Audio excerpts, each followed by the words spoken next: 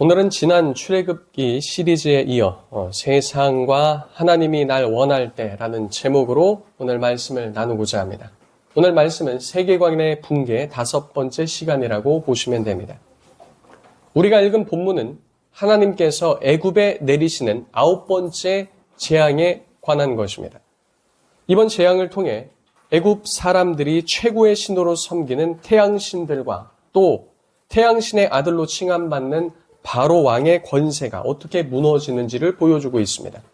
말씀 후반부에 가보면 바로 왕은 이전보다 더 나은 조건으로 이스라엘 백성들을 붙들어 두려고 합니다. 그러나 하나님께서 이스라엘에게 제안하신 미래를 향한 소망은 이 애굽이 주는 것보다 훨씬 값진 것들이었습니다. 9번째 재앙 끝에 가서 애굽도 이스라엘을 필요로 하고 하나님도 이스라엘에게 구원을 주시려는 그런 상황이 가까이 옵니다. 이렇게 지금까지 있던 상황보다 더 나은 상황들이 제시됨과 동시에 기존 상황을 완벽히 벗어날 수 있는 그런 상황에 직면한 이 사람에겐 묘한 감정이 드는 것 같습니다. 자, 예를 들어 A라는 최고 회사에서 내가 노예처럼 일하는데 B라는 더 큰 회사에서 직원의 복지부터 시작해서 모든 미래가 열려있는 이곳으로 오라 한다면 사람은 어떤 기분이 들까요? 사실 A에서도 일할 때도 직원이요, B 회사에 간다고 해도 마찬가지로 직원입니다. 역시나 그 안에서 충성하게 될 것이나 여기에서 더 나은 선택지가 주어졌다는 사실로 기분이 좋아집니다. 여기서도 나를 원하고 저기서도 나를 원한다면 자신이 꼭 필요한 사람이라고 생각하게 됩니다. 그러한 상황을 통해 먼저 우리 속에는 자존감이 높아지고 자기 효능감, 즉 무엇인가를 할 수 있다는 자신감이 올라옵니다. 특별히 변한 것은 하나도 없지만 상황이 바뀌니 그렇게 된 것입니다. 이와 같은 상황을 통해 일종의 승리감도 그리고 해방감도 기대감도 생길 수 있습니다. 그러니 하나님께서 이스라엘을 출애굽시킬 때 그냥 이스라엘을 출애굽시킨 것이 아니라 그와 같은 여러 가지 재앙의 심판을 통해서 또 이스라엘에게 주어진 특별한 구별됨을 통해서 그들의 마음과 생각도 회복시키셨음을 우리는 알 수 있는 겁니다. 아, 나는 그냥 쓸모없는 사람이 아니구나. 우린 쓸모없는 민족이 아니구나. 우리는 하나님의 백성이구나.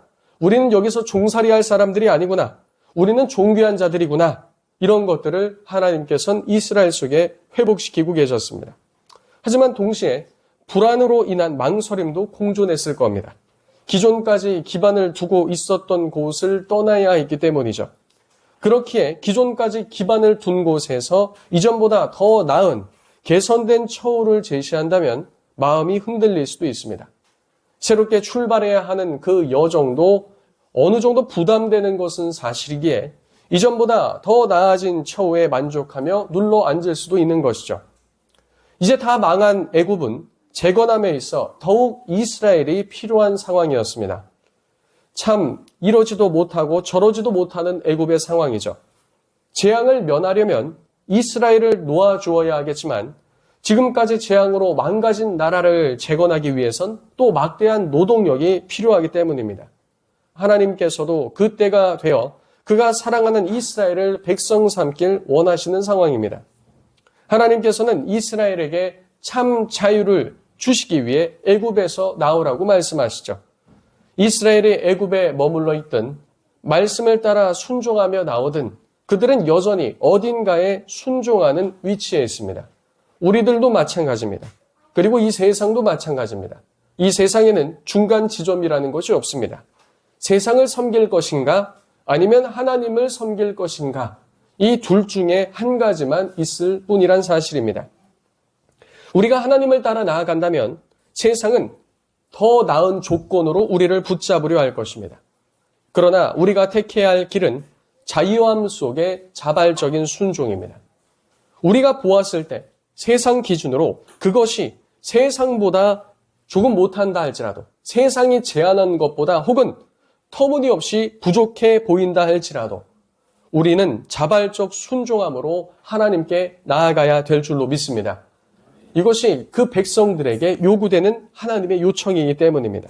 우리가 택해야 할 부분은 보다 더 좋은, 나은 환경에서의 억압이 아니라 보다 못한 환경이라 할지라도 자발적인 순종이라는 사실입니다. 자유라고 하는 것은 설정된 테두리 안에서의 참 자유입니다.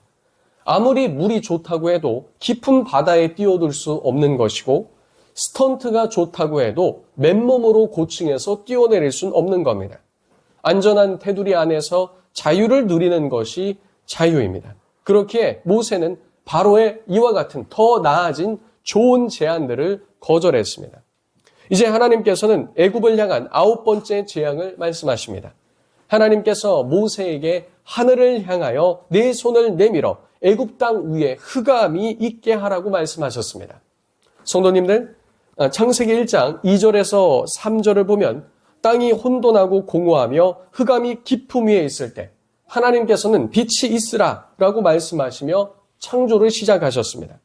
혼돈과 공허 그리고 흑암에 빛을 비추시며 이 모든 것을 물리치신 것이죠. 그런데 오늘 말씀에서는 하나님께서 그가 창조하신 세계 가운데 흑암이 있게 하라라는 말씀으로 말씀하시며 9번째 재앙을 시작하셨다는 겁니다. 이것은 대혼돈과 공허를 주시고자 함임을 알 수 있습니다. 이 흑암은 단지 짙은 어둠이 아니라 정말 어두워서 더듬지 않으면 볼 수 없는 그런 상황이라는 겁니다. 빛이 완전히 차단된 상태를 가리키는 겁니다.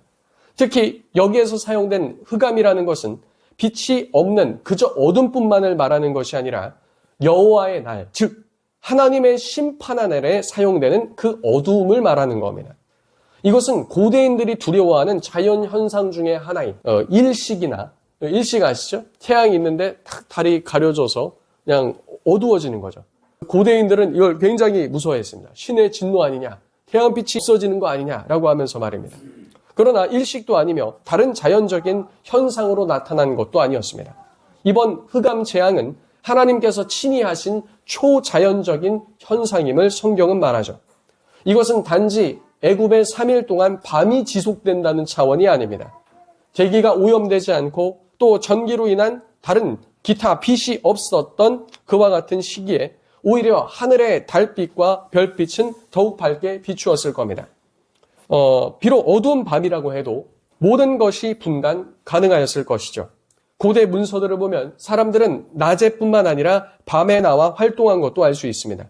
농경사회에서는 대체로 해가 치면 대부분의 활동을 멈췄지만 달빛이 밝은 날에는 밤에도 일하는 경우가 있었습니다. 사막 지형에서는 낮의 더위를 피해 밤에 이동하는 경우도 많았습니다. 달빛을 모래가 반사하여 그 빛을 밝히 비춰주었기 때문입니다. 하지만 이번 심판에서 애굽인들은 따로 등불을 켜거나 촛불을 밝히지 않는다면 도무지 아무것도 보이지 않는 상황이었습니다. 23절이 그것을 잘 보여줍니다. 애굽인들은 사람들이 서로 볼 수 없으며 자기 처소에서 일어나는 자가 없다고 말하죠. 인간은 사물을 인식하고 분간하기 위해 최소한의 빛에 의존합니다. 그래서 우리가 밤이라도 무엇인가 보인다라는 것은 사람이 분간할 수 있는 최소한의 빛이 있다는 겁니다. 그런데 빛이 전혀 없는 상황에서는 시각적 정보가 차단되어 그럴 경우 눈을 뜨고 있는 것인지 감고 있는 것인지 구분하기가 어렵게 됩니다. 정황상 보았을 때 이와 같은 재앙의 시작은 밤에 시작된 것이라고 볼 수 있습니다. 아마도 애굽인들은 아침 시간이 되어서 눈을 떴는데 아무것도 보이지 않아 처음에는 자신이 한밤중인데 잠결에 일어난 것인지 아닌지 헷갈려서 다시 잠을 청했을 겁니다. 그러나 가족들 중에 자꾸 인기척이 나고 캄캄한 어둠 속이지만 어린 아이들이 배고프다고 말하며 화장실 간다고 말할 때 이게 도대체 무슨 일인가 하였을 겁니다. 처음에는 한밤중인데 왜 자꾸 배가 고프다고 하고 아이들이 움직이는지 의아할 수 있겠으나 이번 9번째 재앙이 이럴 수밖에 없는 것은 이 바로에게도 어떠한 경고 없이 진행된 재앙이기 때문입니다.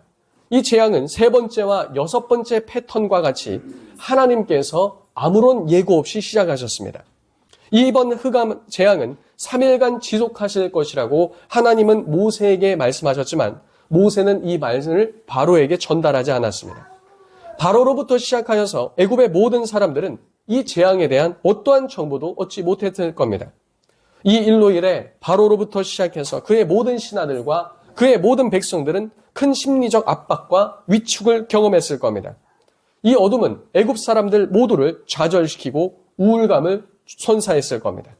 바로 왕이 모세와 아론을 부를 때쯤에는 애굽의 이곳저곳에서 어둠 속에 우는 소리들과 싸우는 소리, 고함치는 메아리 소리들이 울려 퍼졌을 겁니다. 그것은 짙은 어둠이 주는 스트레스와 공포에 오랜 시간 노출되었기 때문에 나타나는 일들입니다. 고대 사회 환경과 그 생활 방식을 고려해서 지금 펼쳐지는 이 9번째 재앙을 재구성해보면 이번 재앙은 다른 어떤 재앙들보다 더 확실하게 사회적 마비를 초래했을 겁니다. 우리가 오늘날 사는 이 사회는 전기와 여러 조명 기구들이 발전되어 있습니다. 가는 곳마다 LED 조명이 있어 야간 작업이 가능하며 심지어 24시간 활동도 가능합니다. 그러나 고대인들은 횃불, 기름 넣는 램프, 그리고 촛불로 빛을 밝혔기에 연료 공급에 있어서도 상당히 제한되었을 겁니다. 또 오래 사용할 수도 없었다는 거죠. 그렇게 사람들은 일반적으로 해가 지면 활동을 거의 하지 않았다는 겁니다. 또 이번 재앙에서는 밤에 비추던 달빛과 별빛까지 사라지면서 사실상 모든 것이 올스톱된 겁니다.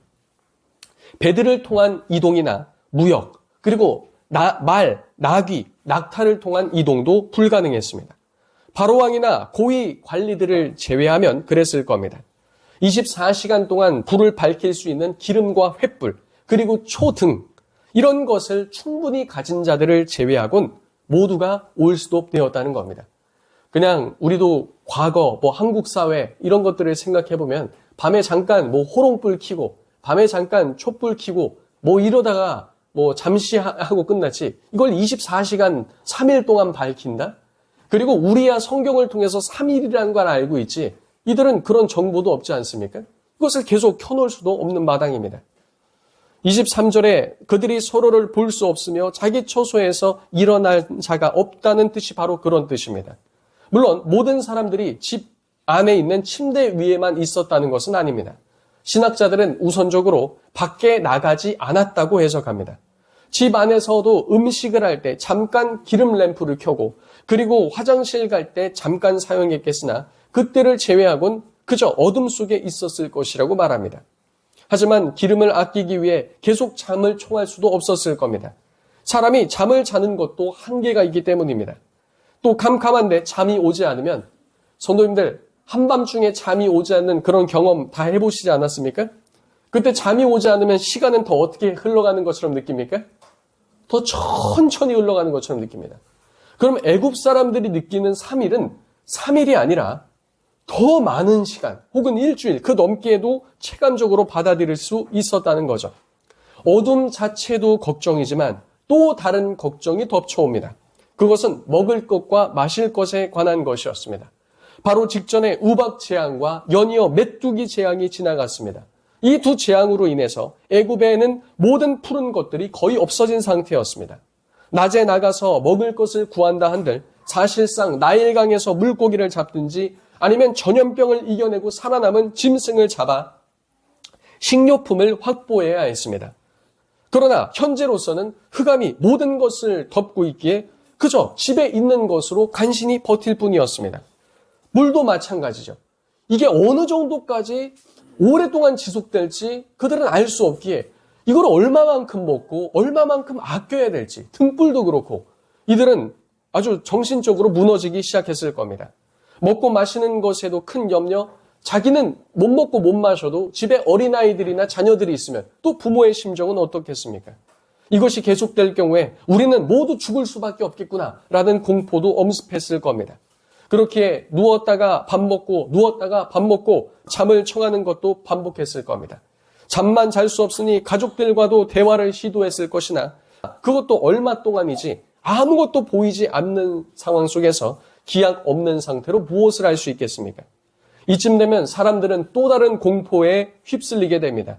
특히 고대 사회에서는 태양이 사라지는 것은 단순히 기상적인 현상이 아니라 신에 관한 일로밖에 해석할 수 없었습니다. 이들은 애굽의 최고의 신인 태양신 레를 섬기고 있었습니다. 하지만 흑암이 지속적으로 계속된 이 마당에 태양신에게 무슨 일이 발생한 것 외에는 달리 해석할 길이 없었던 것이죠. 더구나 앞서 8가지 재앙으로 애굽의 신들은 모두 패했는데 이번에는 태양신까지구나 이렇게 생각하지 않았겠습니까? 이것은 그들이 지탱하고 있던 삶의 큰 신학의 한 축이 무너짐과 환경적인 일로 인해서 불안함은 더욱 가중되었을 것이며 이로 인해 환각과 환청, 감각 상실, 정신 착란들의 일들이 일어났을 겁니다. 죄수들이 캄캄한 독방에 갇히게 되면 미쳐버리게 되는데 그 이유가 뇌과학에 있습니다. 빛조차 없는 캄캄한 환경에서는 시각과 청각의 자극이 거의 없기에 감각의 자극이 없으면 뇌신경 회로가 제대로 작동하지 않고 이것은 환각과 그리고 정신 착란으로 이어집니다. 독방에서 혼자 무엇인가 잠깐 하고 혼잣말을 하는 것도 한계가 있다는 겁니다. 그럼 보통 어느 정도 시간이 지나야 이런 증상들이 나타나는가? 의과학자들은 보통 48시간 이내 이런 증상들이 나타난다고 합니다. 그래서 제가 앞부분에 이 3일째 바로가 모세를 불렀을 때 애굽 곳곳에 비명소리와 울음소리, 싸우는 소리가 들린다는 게 그 이유입니다. 죄수들은 시간 개념을 잃게 되며 언제 풀려날지 모르는 불확실성 속에 심리적인 붕괴를 경험한다고 합니다. 지금 애굽에서 일어나는 이 흑암 재앙도 캄캄한 독방에 갇힌 정도의 심리적 압박은 아니라 해도 자신들의 최고의 신들이 패배했다는 것과 이 흑암이 언제까지 갈지를 알지 못하는 또 다른 차원의 압박이 있었을 겁니다. 바로 왕은 왕궁에서 비축된 식량도 많고 기름도 많았기에 24시간 램프의 등 혹은 횃불을 밝혀둘 수 있다 해도 왕으로서 느끼는 또 다른 압박감의 차원이 있었을 겁니다. 바로 왕은 3일간 그의 제사장들과 함께 왕궁에서 태양신을 열심히 섬기며 제발 좀 도와달라고 빌지 않았겠습니까? 바로왕의 마음을 더욱더 무너뜨리는 또 다른 일이 있었습니다. 그것이 뭐냐면 아마도 왕궁은 높은 곳에 있었을 거예요. 고대 왕궁들은 다 그랬기 때문에요. 근데 저 멀리 무엇이 보입니까? 저 멀리 무엇이 보이는 게 있어요. 너무 명확하게. 그것이 무엇이죠? 이스라엘 진영 가운데 비치는 밝은 빛입니다. 어둠이 만연할 땐 한 줄기의 빛이라도 우리의 시신경을 매우 자극합니다. 또한 애국 사람들도 특별히 가장들도 그 오랜 시간 가만히만 있었겠습니까? 잠깐 등불을 비추고서라도 문을 열어보지 않았겠습니까? 근데 저 멀리 무엇이 보입니까? 이스라엘 거주지 가운데 저 멀리 그 빛이 비춰주고 있는 것을 보았을 겁니다. 우리 대한민국도요, 날씨가 좋고 하면 여기서 어디까지 보입니까? 저 롯데타워도 보이고 더 멀리까지도 보이죠. 근데 저 멀리서 빛이 쫙 비쳐 내려오는 거 그거 안 보이겠습니까? 모든 사람들은 이 엄청난 정신적인 이 혼란 상황에 처했을 겁니다. 지금까지 말씀드린 이러한 상황들을 성도님들 마음속에서도 한번 구상해 보시면서 생각해 보셨으면 합니다. 저들이 겪는 그 마음의 상태 말입니다. 바로가 모세를 다시 부르기까지 그들이 할 수 있는 모든 것을 다 해봤을 겁니다. 그러나 시간이 얼마나 지났는지 알지 못하겠으나 이대로는 더 이상 안 될 것 같은 판단하에 모세를 부른 것입니다. 이 모든 것은 장차 하나님의 백성과 아닌 자들의 운명이 어떻게 갈라질지를 보여주는 상징적인 사건이기도 합니다. 그래서 우리는 장차 어디로 들어갈 것이요? 빛 가운데로 들어갈 것이요. 하나님을 알지 못하는 자들은 어디로 들어갈 것입니까? 영원한 이와 같은 어둠 가운데 처할 것이며 그 가운데서 어떠한 고통과 기쁨으로 영원을 보낼지를 보여준다는 겁니다. 우리는 9번째 재앙에 대해서 더 잘 이해하기 위해 애굽 신들이 섬기던 태양신에 대해서 잠깐 언급해드리고자 합니다. 우리는 보통 태양신이라고 하면 주관하는 하나의 신만을 생각할 겁니다. 태양신, 그냥 태양신 하나. 그러나 애굽인들에게는 태양신이 4신이나 있었습니다. 레, 그리고 아톤, 호루스입니다. 그리고 각자의 신들은 역할이 있었습니다. 먼저 태양신 레는 창조의 신이면서 태양신이었습니다. 태양신 중에 가장 중심적인 신으로 낮 동안은 이 태양을 주관하는 신으로 레를 섬겼습니다. 아톤은 이 동그란 태양 그 자체를 아톤으로서 신으로 섬겼습니다. 그 다음은 아툰이라는 신이 있는데 이 신은 태양이라는 걸 직접 창조한 신입니다.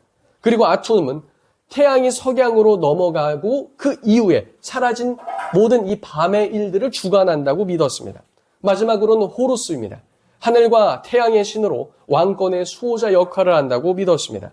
이렇게 낮 동안에는 내가 태양을 주관하지만 밤이 되면 태양은 아툼신이 담당하게 되며 아툼은 저승으로 내려가 여행을 하며 악의 세력과 대항하여 싸운다고 생각했습니다. 그리고 거기서는 오시리스가 등장하는데 오시리스는 죽음과 그리고 재생의 신으로 여겨졌습니다. 이 호루스를 말하는 겁니다. 밤 동안 저승을 지나는 아툼이 오시리스를 만나 재생의 능력과 결합하여 새벽에 다시 부활한다고 생각했던 겁니다. 이러한 개념은 이집트 신화에서 태양은 단순히 하늘에 있는 하나의 행성 정도가 아니라 죽음, 부활, 생명, 질서, 이 모든 것, 애굽의 왕권, 이런 모든 것들을 상징하는 그 존재였음을 보여주는 겁니다.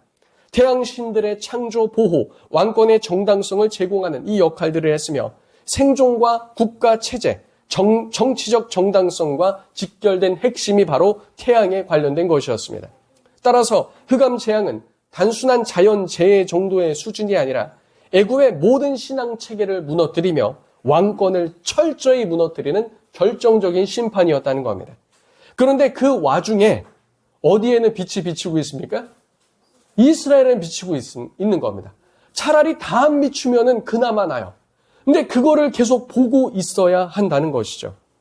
애굽에게 있어서는 지금까지의 모든 재앙보다 이 9번째 재앙이 가장 치명적이었을 겁니다.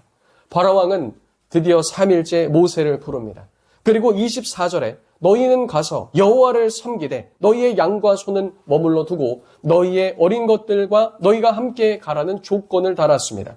양과 소와 다른 제산들을 그대로 두고 이번에는 어린 자녀들과 여인들까지 함께 갔다 오라는 겁니다. 우리가 지난 재앙 때는 어디까지 허락했죠?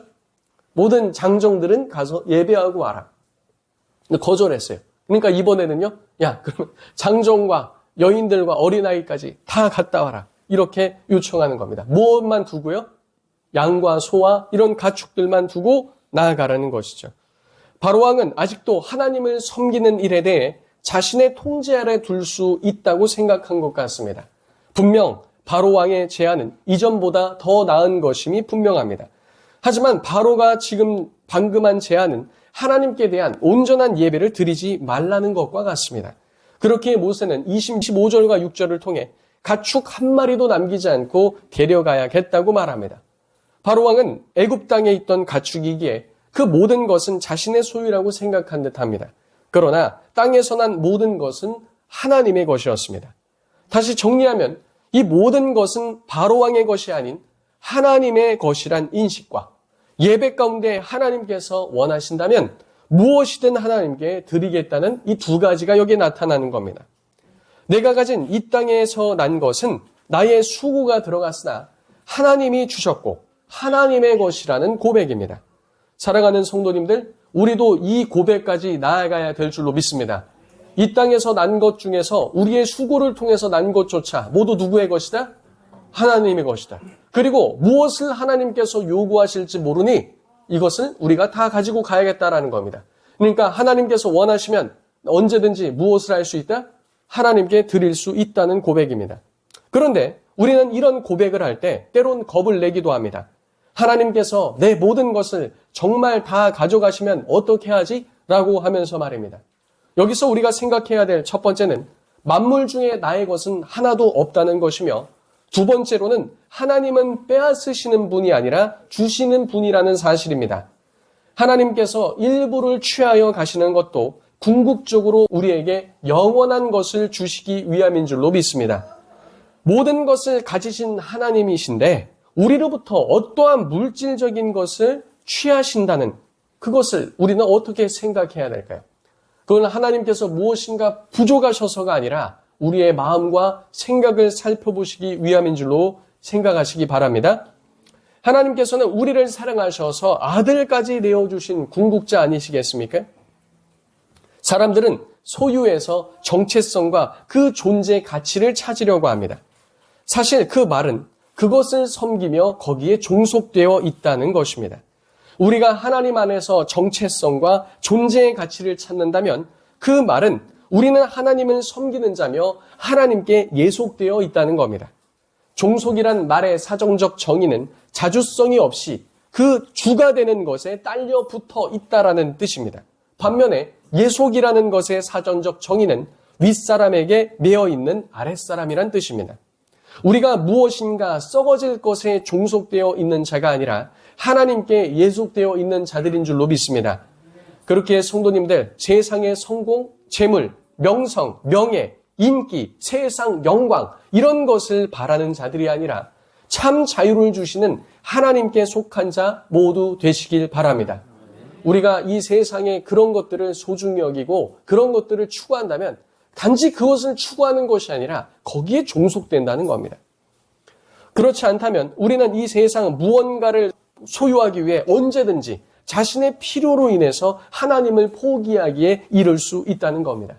많은 경우 한국교회 성도들이 9번째 재앙에서 바로의 요청에 타협하는 모습들을 많이 관찰할 수 있습니다. 하나님께 예배하는 이 정도면 다 된 거 아닌가라고 하면서 말입니다. 하나님을 향한 갈망과 열망을 갖고 그 열정으로 불타는 사람을 만나기 쉽지 않다는 겁니다. 반면 세상 일에는 갈망과 욕망과 열망과 열정이 있는 자들을 많이 찾아볼 수 있죠. 하나님에 대해서는 마치 내가 무엇인가 해드리는 것처럼 착각하며 나는 괜찮은 신앙생활을 한다고 생각할 때가 많습니다.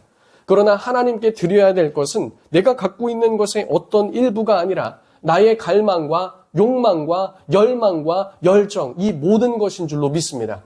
이 모든 것을 드려야 돼요. 성도님들, 하나님 사랑하십니까? 하나님 사랑하십니까? 근데 성도님들의 아멘으로 이것이 증명되는 것이 아니라 갈망과 욕망과 열망과 열정이 어디에 있는지로서 이것이 증명된다는 겁니다. 우리는 사랑하는 연인을 만났기에 그와 같은 연인을 더 사랑하기 위해 결혼이라는 것을 통해 나의 인생을 바칩니다. 뿐만 아니라 자녀들을 통해서도 어떻습니까? 그들을 사랑하기에 이 모든 것을 우리는 증명해내지 않습니까? 하나님을 향한 사랑도 마찬가지라는 겁니다. 하나님께서 우리들에게 무엇인가 요구하실 때는 그것이 필요해서가 아니라 우리들의 이 네 가지를 확인하시기 위함이다라는 것이죠. 세상은 이에 대한 일종의 협박으로 28절과 같이 말합니다. 자신이 그 한계를 설정해주며 주도권을 가지고 가려고 하죠. 야, 너 꼭 그렇게까지 해야겠니? 내가 더 좋은 것으로 제안해 줄게. 하나님 섬기는 거 적당히 하고 여기서 그냥 눌러 앉으면서 이렇게 해 라고 말입니다. 그 주도권을 여전히 자신이 취하려고 합니다. 그러나 바로가 모세에게 한 마지막 말은 공수표에 지나지 않습니다. 그가 너 날 다시 보면 죽는다라고 말하지만 원어로 봤을 땐 절대 다시 내 얼굴을 보면 죽는다라는 뜻이 아니라 임시적으로 금지하는 표현임을 알 수 있습니다. 왜 바로는 임시적으로라는 표현을 사용했을까요? 그것은 그가 바로라 할지라도 이 모든 상황과 환경을 해결할 수 있는 분이 오직 누구밖에 없음을 아는 겁니까? 여호와 하나님밖에 없음을 세상도 알고 있다는 겁니다.